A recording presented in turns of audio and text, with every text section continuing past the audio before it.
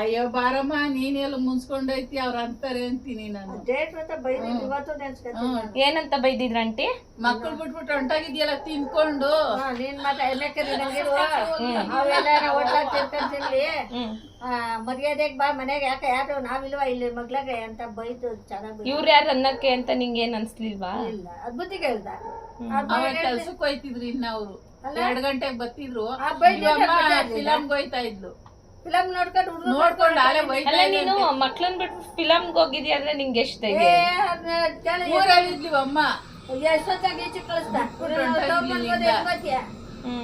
ನೋಡ್ಕೊಂಬರಕ್ಕೆ ಅಂತ ಬಂದಿದ್ಲು. ಗಂಡ ಹೊಡೆದೋಡ್ಸಿದ ಎಲ್ಗೋತಿಯ ನೀನು? ನಾವ್ ಅಪ್ಪನ ಮನೆಗೆ ಅದೇ ಅವ್ರ ಅಪ್ಪನ ಮನೇಲೆ ಇದ್ದಿದ್ದು.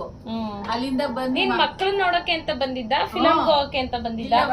ಸ್ಕೂಲಾಗ ಹೋಗವು ಅಲ್ಲೆಲ್ಲ ನೋಡ್ಕೊಂಡು ಹೋಗಿವ್ನಿ. ನೋಡ್ಕೊಂಡು ಫಿಲಮ್ ನೋಡ್ಕೊಂಡು ಹೋದೆ. ಇವಣ್ಣ ಅಟ್ಲಿಂದ ಬತ್ತಾಯ್ತು ಅಂತು ಯಾರು ಕಣ್ಣು ಇಲ್ಲೇ ಎಷ್ಟೋ ಸರಿ ಕರ್ಕೊಂಬಂದೈತೆ. ನಮ್ಮನೆಗೆ ಕರ್ಕೊಂಬತ್ತು ಬೈಕೊಂಡು. ಅವಾಗ ನಾವಿಲ್ಲೆಲ್ಲ ಬುದ್ಧಿ ಹೇಳಿ ಅವಪ್ಪ ಪೊಲೀಸ್ ಅಪ್ಪನ್ಗು ಬೈದಿ ಫಸ್ಟ್ ಮಕ್ಕಳನ್ನ ಅವೆಲ್ಲ ಸೇರ್ಸು ಫಸ್ಟ್ ಅಂತ.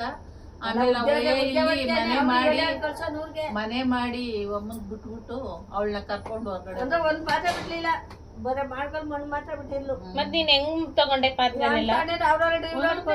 ತಗೊಂಡ್ರಿ ಇನ್ನೇನ್ ಪ್ಲಾಸ್ಟಿಕ್ ಡಬ್ಬ ಕೊಟ್ಲು. ಆಮೇಲೆ ಗಾಡಿ ಮೇಲೆ 6 ರೂಪಾಯಿ ಅಂತ ಸಿಲ್ವರ್ ಪಾತ್ರೆ ಬರ್ತಿದ್ರು. ಅವಾಗ ತಗೊಂಡೆ. ನನ್ ಮದ್ವೆ ಆದ್ಮೇಲೆ ನಾನು ತಗೊಂಡಿದೀನಿ.